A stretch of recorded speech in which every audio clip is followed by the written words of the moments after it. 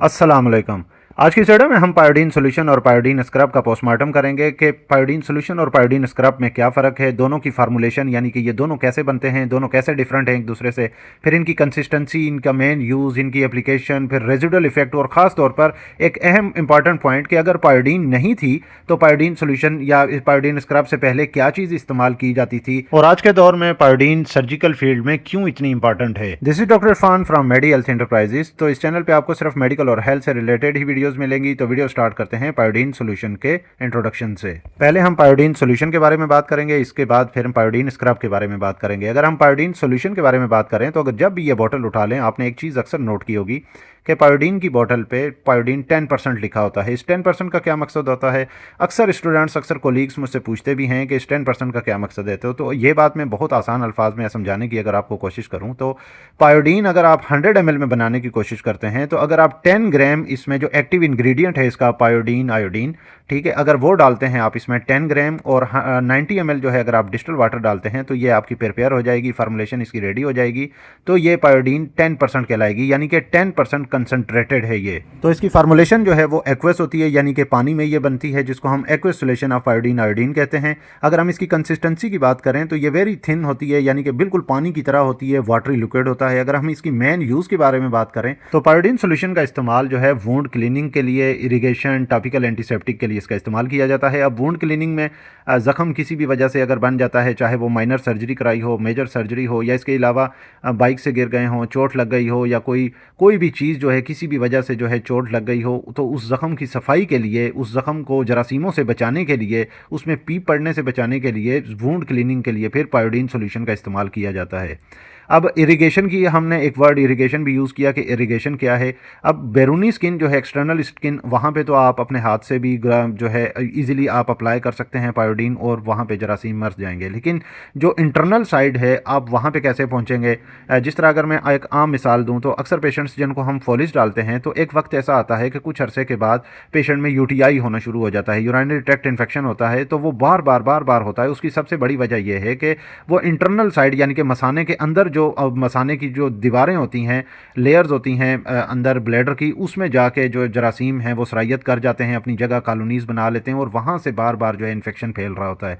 तो इसकी सफाई के लिए फिर हमें फोलिज डाल के, जो कि 3-वे फोलिज डालते हैं, तो 3-वे फोलिज डाल के हम पायोडीन सॉल्यूशन से इरिगेट करते हैं। और इसके अलावा फिर आपने अक्सर देखा होगा कि सर्जिकल साइड पे अगर हम मेजर सर्जरीज़ के बारे में बात करें या माइनर सर्जरीज़ में बात करें तो मेजर सर्जरीज़ में आपने देखा होगा जो पेट के अंदर जो इन्फेक्शन अक्सर जो है फैल जाता है, फिर वहाँ पे हाथ भी नहीं जाता। तो इस पेशेंट को फिर सिरिंज से या फिर आप ड्रिप में जो है पायोडीन सॉल्यूशन डालकर उससे इरिगेट करते हैं। इरिगेट करने से ये फ़ायदा होता है कि ज़ख़म के हर हिस्से में जो है फिर उसकी सफाई हो जाती है और जरासीम मर जाते हैं। इसके अलावा फिर टॉपिकल एंटीसेप्टिक तो ये बहुत ज़्यादा इस्तेमाल किया जाता है। अच्छा, ये यूज़ कैसे की जाती है, यानी इसकी एप्लीकेशन कैसे की जाती है? ये डायरेक्टली वुंड्स पे यानी कि ज़ख़म पे डायरेक्टली अप्लाई की जाती है। अब चाहे वो ज़ख़म हो या किसी भी वजह से अल्सर बन गया हो, ठीक है, स्किन डैमेज हो चुकी हो, जो कि अक्सर जो है डायबिटिक पेशेंट्स में भी ऐसे हो जाता है। इसके अलावा जो long term bed ridden patients होते हैं, लंबे अरसे से बेड पे ही पड़े रहते हैं, हिलते जुलते नहीं हैं, ठीक है, उन पेशेंट्स में अक्सर जो है अल्सर बन जाते हैं। तो उन पेशेंट्स में इसकी एप्लीकेशन की जाती है। फिर कट्स में अगर किसी भी वजह से स्किन पे कट लग गया है, उसकी वजह से इस पे इस्तेमाल किया जाता है। अच्छा, बर्न्स में इसका इस्तेमाल किया जा सकता है, लेकिन बर्न्स में बहुत जो है कम इसका इस्तेमाल होता है पायोडीन सॉल्यूशन का। अगर हम बात करें इसके रेजिडुअल इफेक्ट के बारे में, इसके बेनिफिट्स अगर हम देखें तो पायोडीन सॉल्यूशन जब भी आप लगाएंगे तो एक वेरी थिन आयोडीन फिल्म बना देगी, यानी कि एक लेयर बना देगी, एक तय बना देगी।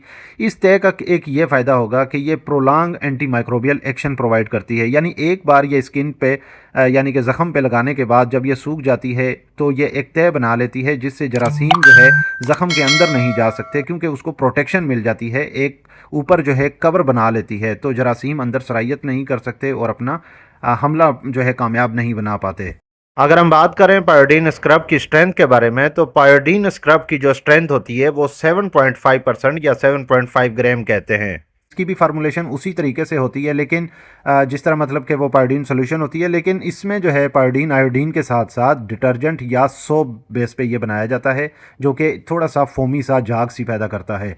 अगर हम इसकी कंसिस्टेंसी की बात करें तो ये पायोडीन सोल्यूशन के मुकाबले में पायोडीन स्क्रब जो है ये थिकर होता है, यानी कि उससे गाढ़ा होता है।